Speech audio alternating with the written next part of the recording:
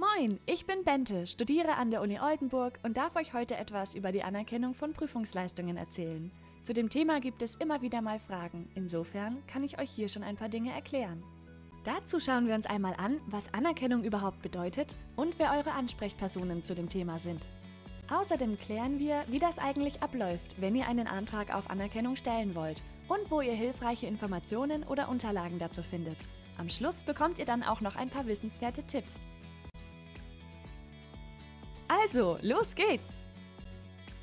Der Begriff Anerkennung bedeutet, dass ihr Prüfungsleistungen in euren Studiengang einbringen könnt, die ihr außerhalb desselben erbracht habt. Das ist zum Beispiel der Fall, wenn ihr zuvor etwas anderes oder woanders studiert habt und die dort erbrachten Leistungen und Inhalte den hier vorgeschriebenen Modulen in eurem jetzigen Studiengang ähnlich sind. Werden diese Leistungen anerkannt, müsst ihr die in den entsprechenden Modulen oder in den Veranstaltungen vorgesehenen Prüfungen dann also nicht mehr absolvieren. Auch Kenntnisse, Fähigkeiten und Kompetenzen, die ihr außerhalb eines Studiums, also im Rahmen von Aus-, Fort- und Weiterbildung oder während einer Berufstätigkeit erworben habt, könnt ihr, wenn diese mit den Lernergebnissen des Studiums gleichwertig sind, in euer Studium einbringen. Dies ist aber keine Anerkennung, sondern eine Anrechnung und darum geht es in diesem Video nicht. Einen Antrag auf Anerkennung von Leistungen könnt ihr also dann stellen, wenn ihr von einem anderen Studienort an die Uni Oldenburg gewechselt seid, an der Uni Oldenburg den Studiengang oder eure Fächerkombination gewechselt habt oder Leistungen im Ausland, etwa beim Auslandssemester, erbracht worden sind. Jetzt zu euren Ansprechpersonen. Sobald ihr euch an der Universität Oldenburg eingeschrieben habt, könnt ihr euch unter dem eingeblendeten Link einen ersten Überblick über das Verfahren verschaffen. Solltet ihr Fragen zum Prozess oder den Dokumenten haben, könnt ihr euch im Akademischen Prüfungsamt im Dezernat 3 während der Sprechzeiten beraten lassen. Dies ist telefonisch oder in der Präsenzsprechstunde möglich. Am besten bereitet ihr euren Antrag schon vor und bringt alle Unterlagen mit, zu denen ihr Fragen habt. Bei fachlichen Fragen könnt ihr euch unverbindlich an die entsprechende Fachstudienberatung, in der Regel also jemand von den Dozierenden, oder die für das Modul, das ihr anerkennen lassen wollt, verantwortliche Person wenden. Dabei handelt es sich jedoch um eine erste inhaltliche Einschätzung oder Empfehlung und nicht um eine rechtliche Entscheidung zum Antrag oder Informationen zum Anerkennungsprozess. Auch gut zu wissen, solltet ihr an der Universität Oldenburg den Studiengang wechseln und es dort identische Module zu eurem alten Studiengang geben, könnt ihr euch diese beim Akademischen Prüfungsamt auch einfach übertragen lassen, ohne dass ein Anerkennungsantrag nötig wird. Identische Module braucht ihr dann nicht neu zu belegen. Beachtet aber, dass alle Module, die übertragbar sind, auch übertragen werden. Dazu gehören also auch eventuelle Fehlversuche. Wendet euch bei Fragen hierzu während der Sprechzeiten an eure zuständige Sachbearbeitung. Wie läuft also die Antragstellung ab? Beachten müsst ihr zunächst, dass ihr jeweils für euer Studienfach, den Studiengang oder den Professionalisierungsbereich, in dem ihr Leistungen anerkennen lassen wollt, einen eigenständigen Antrag samt Anlage einreichen müsst. Wollt ihr also in eurem Fach und dem Professionalisierungsbereich etwas anerkennen lassen, benötigt ihr 2 Anträge und die entsprechenden Nachweise.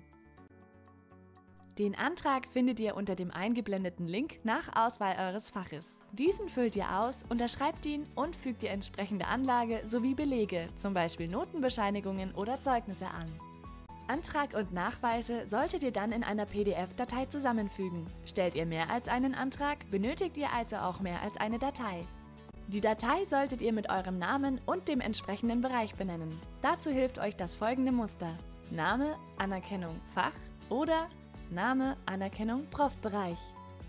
Habt ihr alles beisammen, reicht ihr eure Dokumente per Mail bei der eingeblendeten Adresse ein. Achtet auch hier darauf, dass ihr euren Antrag ausschließlich über eure Uni-Webmail schicken müsst. Im Akademischen Prüfungsamt wird dann geschaut, ob die Unterlagen vollständig sind, sowie ob die rechtlichen Rahmenbedingungen und formalen Kriterien stimmen. Anschließend wird euer Antrag weitergeleitet und vom zuständigen Prüfungsausschuss oder von der beauftragten Fachvertretung inhaltlich geprüft und darüber entschieden. Sollte es dann eine negative Entscheidung geben, weil ein wesentlicher Unterschied vorliegt, erhaltet ihr eine schriftliche Nachricht. Damit ihr auf dem Laufenden seid, erhaltet ihr bei der Weiterleitung auch einen entsprechenden Hinweis in eurem Notenkonto in StudIP, sodass ihr nicht extra den Antragsstatus erfragen braucht. Da an der Universität viele Anträge auf Anerkennung gestellt werden, kann es aber auch etwas dauern, bis euer Anliegen bearbeitet wurde. Ihr solltet daher Anträge frühzeitig einreichen, also am besten direkt nach eurer Immatrikulation. Achtet dabei auf Vollständigkeit und Richtigkeit, damit euer Antrag direkt bearbeitet werden kann. Stellt ihr außerdem mehrere Anträge, kann es aufgrund der unterschiedlichen Zuständigkeiten für die einzelnen Fächer, Studiengänge oder den Professionalisierungsbereich auch verschieden lang dauern, bis der jeweilige Prozess abgeschlossen ist. Wird über euren Antrag positiv entschieden, könnt ihr das Ergebnis in eurer Notenübersicht in StudIP einsehen. Sollte der Antrag abgelehnt werden, bekommt ihr noch einen schriftlichen Bescheid per Post. Ihr könnt auch versuchen, Module anerkennen zu lassen, die einen etwas anderen Zuschnitt, einen anderen Umfang oder eine andere Prüfungsleistung haben, sofern kein wesentlicher Unterschied besteht. Das heißt, es lohnt auch ein Anerkennungsversuch, wenn es zum Beispiel leichte Abweichungen in den Kreditpunkten oder der Prüfungsform gibt. Einzelne Veranstaltungen innerhalb eines Moduls könnt ihr euch außerdem nicht anerkennen lassen, sofern ihr dort keine Prüfungsleistung erbracht habt. Da nur Prüfungsleistungen anerkannt werden, spielen solche Veranstaltungen nämlich auch keine Rolle bei der Anerkennung. Ob und inwieweit eine andernorts absolvierte Veranstaltung in ein hiesiges Modul einbezogen werden kann, ist den zuständigen Modulverantwortlichen überlassen. Solltet ihr bestimmte Module des bisherigen Studiengangs nicht nutzen wollen, könnt ihr diese gegebenenfalls entweder als Austauschmodule im Professionalisierungsbereich nutzen oder als Zusatzleistung kennzeichnen lassen, wenn diese optional im neuen Studiengang sind. Wendet euch dazu an eure zuständige Sachbearbeitung im akademischen Prüfungsamt. Eine erfolgreiche Anerkennung bedeutet übrigens nicht automatisch, dass auch ein ordnungsgemäßes Studium vorliegt. Durch Wechsel der Prüfungsordnung, Wechsel des Studienziels, etwa von Lehramt zu außerschulisch oder andersrum, kann es sein, dass angerechnete Leistungen keine Bedeutung für euren Studienabschluss haben. Sofern es offensichtlich ist, werdet ihr aber während der Bearbeitung eures Antrags darauf hingewiesen, dass eine Anerkennung keine Bedeutung hat und ihr sinnvollerweise darauf verzichten solltet. Häufig wird auch gefragt, ob man sich ein schulisches Praktikum anstelle des allgemeinen Schulpraktikums anerkennen lassen kann. Euer Praktikum ist anerkennungsfähig, wenn folgende Kriterien erfüllt sind. Das Praktikum muss im Rahmen eines Lehramtsstudiums erbracht worden sein, einen Zeitraum von 6 Wochen umfassen und mit einer geeigneten Prüfungsleistung abgeschlossen und bestanden worden sein. Sollte die Praxiszeit von 6 Wochen nicht erreicht sein, könnt ihr gegebenenfalls fehlende Zeiten aus einem anderen Praktikum gemäß Verordnung über Masterabschlüsse für Lehrämter kompensieren.